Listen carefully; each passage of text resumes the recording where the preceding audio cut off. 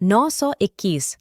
अबू हुरैरा रज़ियल्लाहु अन्हु से रिवायत है कि रसूल अल्लाह सल्लल्लाहु अलैहि वसल्लम ने फरमाया, जो आदमी अल्लाह की राह में बार बार खर्च करेगा तो उसे जन्नत के दरवाज़ों से बुलाया जाएगा और फरिश्ते कहेंगे, ए अल्लाह के बंदे, यह दरवाज़ा बेहतर है। फिर नमाजियों को नमाज के दरवाजे से बुलाया जाएगा और मुजाहिदीन को जिहाद के दरवाजे से आवाज़ दी जाएगी और रोज़ेदारों को बाबे रय्यान से पुकारा जाएगा और सदका देने वालों को सदका के दरवाजे से अंदर आने की दावत दी जाएगी। अबू बकर रज़ियल्लाहु अन्हु ने अर्ज किया, ए अल्लाह के रसूल सल्लल्लाहु अलैहि वसल्लम,